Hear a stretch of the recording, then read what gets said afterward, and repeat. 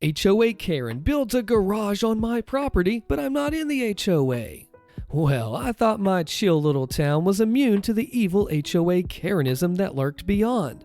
Little did I know, my tranquility would be screwed up by the arrival of HOA Karen. It all began innocently enough. I moved into a nice little house nestled in a neighborhood that was super friendly. I reveled in the freedom of not being bound by the shackles of a homeowners association, which, in my mind, only served to stifle individuality and suffocate the spirit of independence. In other less fancy-pants words, they suck.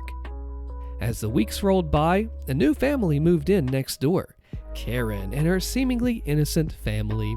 At first, our interactions were polite and respectful. I exchanged pleasantries and even helped them unload their moving truck. Little did I know that beneath that exterior lurked the notorious HOA Karen, an ugly title that she wore with pride. One sunny afternoon, as I returned from work, I was greeted by a sight that left my jaw dropping to the floor. Some garage had sprung up on my property line like a weed in a yard. I couldn't believe my eyes. I was ticked off, angry, and confused, all in one. Storming next door, I confronted Karen, demanding an explanation for this blatant intrusion. With a condescending smirk, she informed me that the HOA had granted her permission to build the garage, claiming it would, and I quote, enhance the aesthetic appeal of the neighborhood. Blech. Aghast, I reminded her that I was not a member of the HOA, and my property was none of their concern. Giving two craps, Karen dismissed my protest, insisting that the HOA's jurisdiction extended to all homes in the vicinity. I'm just beyond ticked off at this point, so I decided to take matters into my own hands and I sought legal advice. With the help of a lawyer, I initiated a lawsuit against Karen for trespassing and encroachment on my property. The courtroom became the zone where my fight against HOA tyranny would unfold.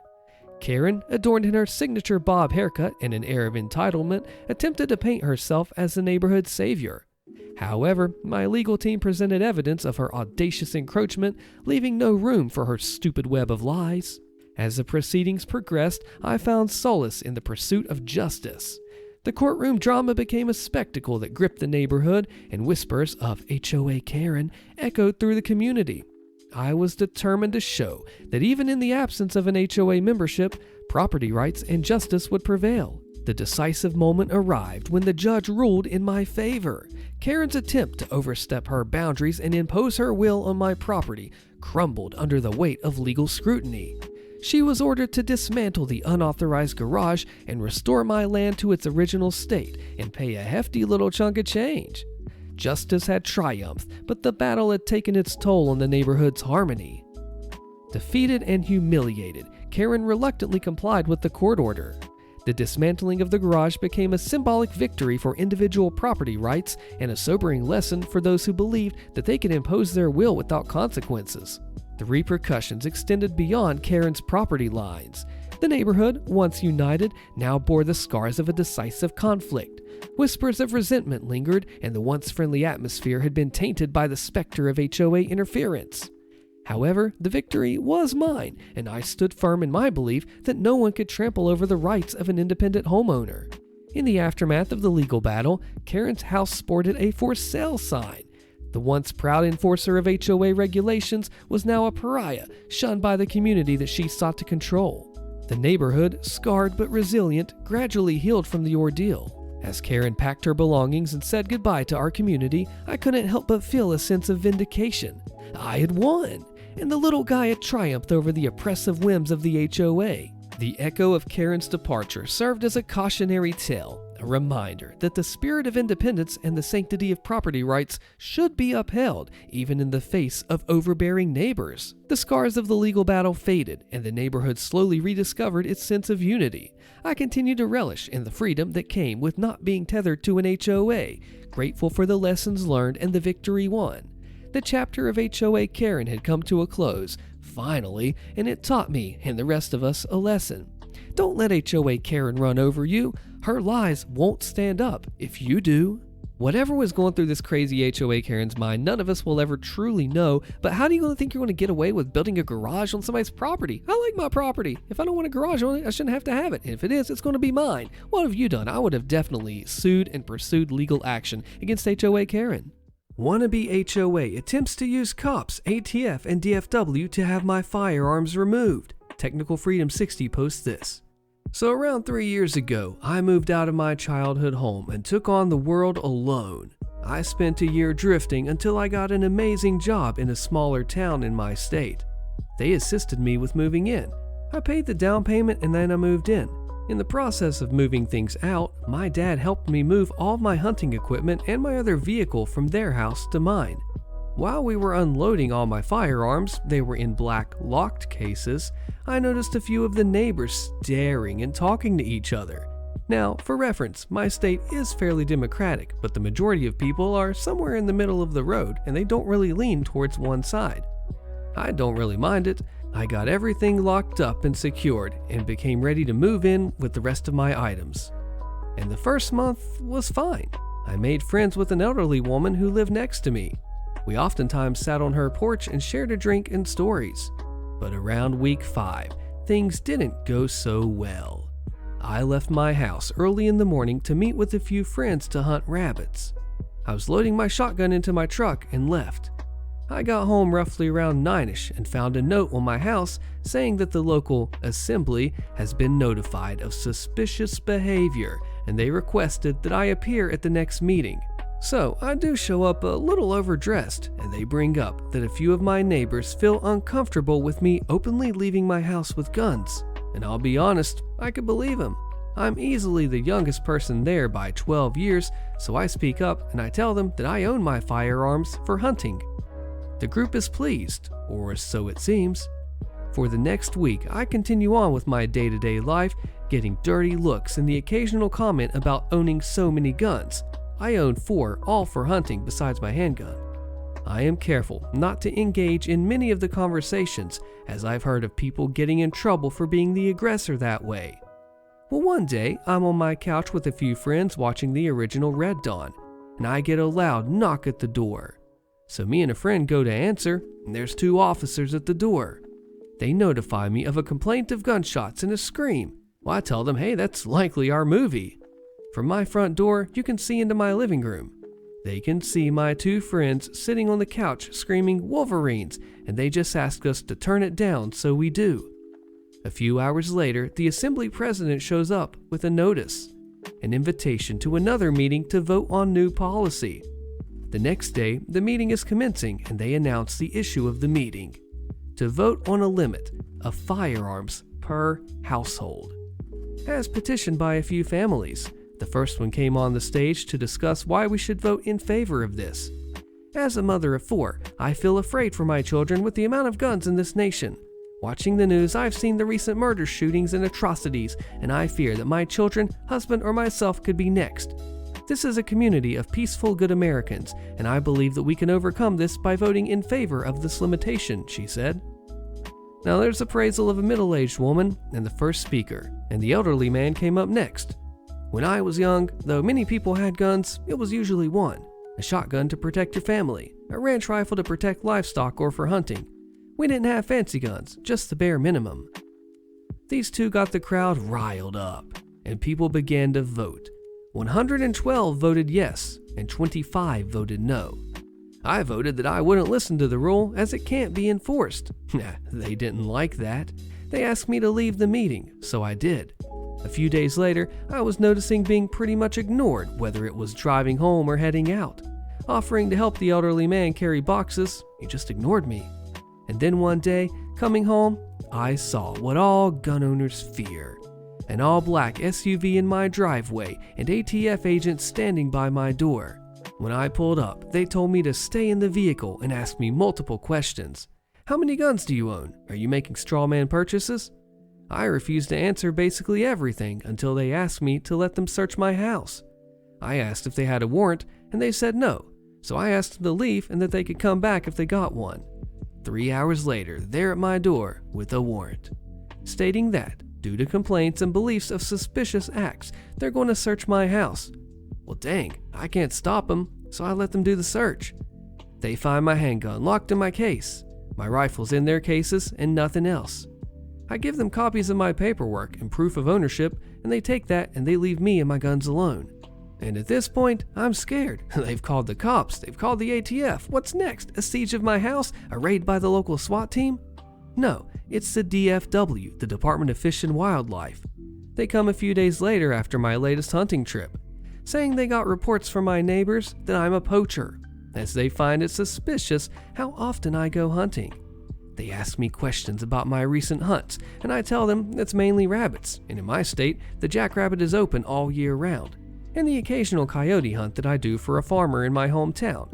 Now in my state, you can hunt coyotes almost all year round if you have proof that they're a danger to your livestock or pets. They ask about the coyotes, and I tell them about the farmer losing some sheep and chickens to a pack of coyotes, and then I give them his phone number to verify. They take that and they leave, calling me back the next day, apologizing for the inconvenience and that everything checked out. At this point, I sought legal aid. I was absolutely terrified that I would lose an important way of life and my rights to them. I confided in my elderly neighbor that she likes me. She voted against the firearm restrictions and always stood up for me at the meetings. She helped me find a lawyer. He went over the assembly's past and found that they have no legal power as they're not a real HOA, and they helped me build a case for harassment. After nearly a year, I sued the assembly and everyone in it. I won. I didn't win any money or anything, just got all of it to stop. Multiple conversations with the police and the ATF. It all stopped. I left a few months later and I moved back home. I bought a smaller house on 60 acres of land, and I have neighbors who respect me. Do you agree with this comment? I am definitely not a fan of guns in the least, but that was straight up harassment. Having them safely locked in cases versus strapped on your shoulder at the grocery store are two very different situations. Good for you for not answering any questions without a lawyer. What do you think? Concerned neighbor will set the apartment on fire, posted by famous chip 9386. Hello, I'm 26 female and my neighbor is 65 female. Recently, I got a new neighbor. We live in a duplex and she's in the other unit that shares a roof and a wall with me. The first night she moved in, I heard her fire alarm go off and I went outside to see her back door open and smoke coming out of it. I went over and her oven had started smoking, but she unplugged it before it caught anything on fire. She seemed off, but I thought it was just because of the oven smoking. She told me that she was homeless after a hurricane that hit us a few years ago, and her temporary housing had caught on fire because of a dishwasher malfunction, and so she was extra spooked. I thought nothing of it and ended the conversation saying goodnight before I returned to bed. Well, she starts banging on my door around 1 a.m. because she can't find her phone. I think nothing of it because it probably got tossed somewhere as the oven started smoking, and as a neighbor, I was happy to help. I gave her my number just in case she needs anything. The next day, she texts me asking for a ride and I don't have a car, so I declined. Then she asked me some questions about the apartment, which I'm happy to answer since I've lived here for over a year now. She asked me to share my Wi-Fi and claims that she would pay for half, but I decline because that can be super dangerous, but I make up an excuse. All the red flags are up now. I drop hints multiple times that I'm busy, but she will not stop texting me for about an hour. After she sends me like 10 texts in a row, I straight up tell her that I'm busy and she apologizes. The next day, our power goes out, so I reach out. Apparently, hers went out first and she contacted maintenance, but they won't fix it for a few more weeks. Eventually, mine comes back on 30 minutes later, but hers does not. A few hours later in the middle of the night, I hear her fire alarm beeping again, so I text to make sure she's okay. She calls me and tells me the fire alarm was going off for no reason, and then trauma dumps on me. She tells me that her ex-husband works for our local police and that he's harmful and out to get her. She told me that people purposefully set her housing on fire on July 4th with fireworks to kill her pets and suggested that her ex was behind it. I looked up the house fires in our area and even our whole state on or near July 4th, and no results came up. She told me that the entire police department was corrupt, which I can believe, but they were also out to get her. She told me that her children think that she's crazy and have been manipulated by her ex. She told me that she's considered offing but won't do it because of her faith. I told her on the phone that I'm setting boundaries, that she isn't allowed to contact me unless there's an emergency, and that she cannot continue to trauma dump on me. She goes on a rant about how she wasn't trauma dumping, wasn't on drugs, which I never asserted, and wasn't over there setting fires, which I also never asserted, before talking about how that she would never off herself once more, and then saying goodnight and hanging up. That night, I contact my landlord about everything, and they informed me about the maintenance issues over at her apartment, explaining why the fire alarm went off the first time, which I already knew, and the next morning, they told me that they were going to ask her to not contact her neighbors at night. The maintenance manager called me about my electric being out, and I mentioned that mine came back, but hers did not. The maintenance manager told me that my issue was unrelated to hers, and they were about to call her. About 30 minutes later, I hear her yelling and then screaming on the phone at whom I presume was the maintenance manager. I heard her exclaim that she never did anything wrong and she was getting her life back together, followed by some door slams. At this point, I was really worried for my safety, but she didn't knock on my door or anything and hasn't attempted to contact me since. I'm more so worried about her setting our building on fire, given her history. I don't know if there were 2 fires or if there was 1, but I'm just very, very concerned. Our walls are made out of concrete, so I'm less worried about the walls catching fire and more worried about the roof and the ceiling. I have a cat and I live here alone. I'm afraid to leave the house in case he's trapped here if she sets the apartment on fire. I'm putting together a bag of essentials and my most sentimental items.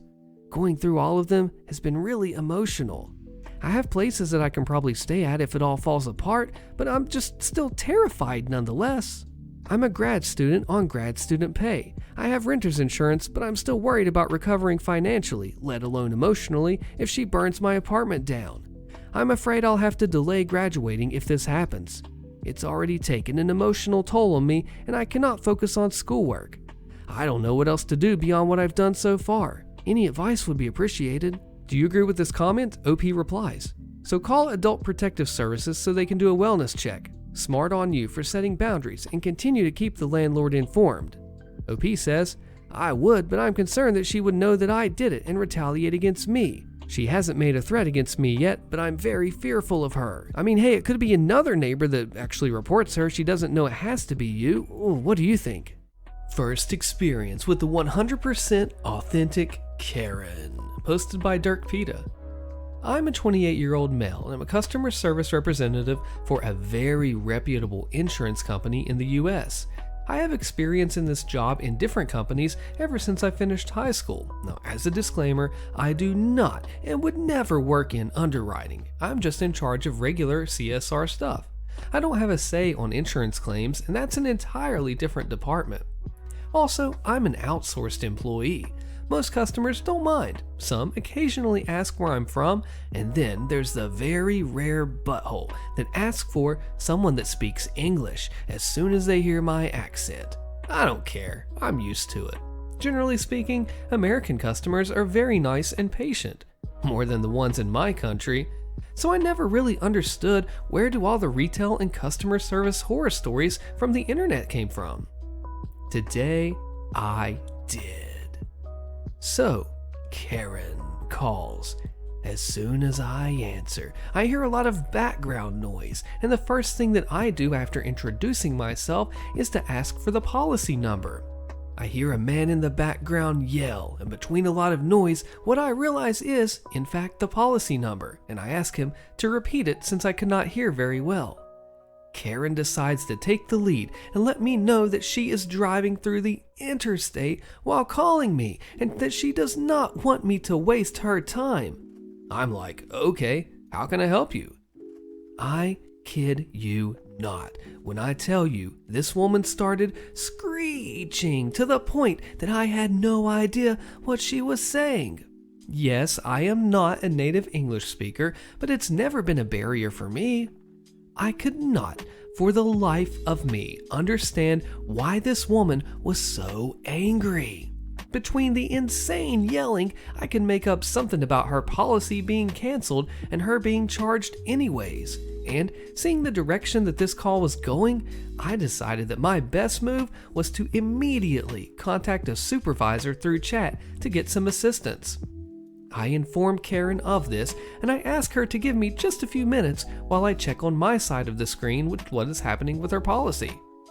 Karen, however, decided that I was a genie and I was supposed to grant her wishes and solve the issue that she was having without even knowing what it was and without checking for possible solutions.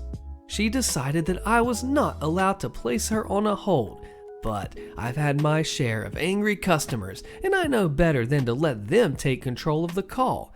So I explicitly tell her that if she wants my help, she will need to cooperate with me and to let me figure out what is going on. She reluctantly agrees, but says she will be counting when I specify the hold will not be longer than 5 minutes. First supervisor interaction, and I'm just like, I have no idea what this woman wants. She's yelling at me, very angry. What's happening here? So we start piecing together emails and notes and everything left and realize that she requested for the policy to be canceled and provided proof to have a backdate cancellation, and it was all processed smoothly. She even got a response telling her that she would get the refund that she expected, and now I was even more confused. My assumption was that maybe she was just angry because she hasn't been refunded yet, which is just bank time shenanigans and, well, nothing we can do about it. So I'm like, okay ma'am, don't worry, you will be getting your refund, it's just bank timing. And that's when she informs me, at least in a coherent way, the real issue. She was magically charged again last night. So I double check and triple check with my supervisor. There are literally no traces of this supposed charge that she got last night. Now, don't get me wrong, I don't really believe that she was lying about it, we had no proof of it. So I asked her to send us a copy of the bank statement so we can issue a refund right away. And she just loses it. Once again, she starts screeching about how she's driving to go into surgery, how she's going to sue the company, me personally, all the colorful insults that you can imagine, including my accent and country of origin. How we stole her money and she wants hers back. I insist that I just need some record of it to issue the refund. I genuinely try to reason with her, explaining to her that I can't just issue a refund for someone who calls asking for it when we're not showing it in our system, and that I genuinely want to help her. Apparently, she was so freaking angry, she was driving like a maniac and got pulled over by the police and was given a ticket. She asked for my name so she could send me the ticket, as she was not going to pay for it because we were the ones causing her distress. I kindly explained to her that she shouldn't be calling while driving, and that is not our responsibility. However, I gave her my name. Good luck with that, I'm on the other side of the world. Anyway, she said that's what hands-free is for, and I had to hold back laughing because it only then hit me how stupid this woman clearly was. The part that really got under my skin was not the insults and the yelling, the racism or whatever. It was just how insanely unreasonable this woman was. Her concern was completely valid, and I told her multiple times that she was right to be upset and right to call us to get things fixed. But she needed to cooperate with me, and she was just hell-bent on releasing all of her anger and frustration on me. She literally would scream insults at me and then stop and say, "What else can I call you so you can understand how angry I am?" The worst part is that in my employee handbook, I am 100% allowed and justified to hang up on a customer like this. Karen thought she had some sort of hold over me, but that was not the case. I could have ended the 2-hour-long call at any time that I wanted with all the verbal abuse that she was throwing at me, but I still wanted to help her because I did believe that if she was being charged, it was unfair and I had to fix it. I started to get suspicious when she consistently refused to send me proof of the charges, no matter how much that I reassured her that this would all be fixed as soon as she did. It came to a point where she started telling me that if she died in surgery and made her husband a widow, it would be my personal fault. Don't ask me why, but that made me snap. For the first time in the call, I told her to not speak to me like that and to not say stuff like that. She was so thrown aback from my reaction that she calmed down for 5 minutes, give or take. I actually had hope then that maybe we could end this on a good note, but to no avail. Karen still wanted me to trust her word that she was being charged $59 on a canceled policy and wanted the money back. I finally told her that if she was not willing to send proof to dispute the charges with the bank. She said that she shouldn't have to call her bank, and I told her, "You've told me many times that this is illegal and fraud. Given what you've told me yourself, I strongly encourage you to dispute the charges with your bank." I asked if there was anything else that I could do for them, and I ended the call while they were still insulting me. I changed my status to take a breather and realized that most of my coworkers were looking at me, extremely concerned. Apparently, the yelling could be heard through my headset. My supervisors, more than one joined in to help, congratulated me for keeping my cool and keeping control of the call. I still feel guilty because I couldn't help her. I'm not saying this for pity points, I really do. I was just so willing to help her because I love my job. But she just wanted someone to be mad at. Screw you, Karen. HOA blasts my window with a floodlight, so I ruined their entire property. Click the video on your screen. You do not want to miss this one, and I'll see you there.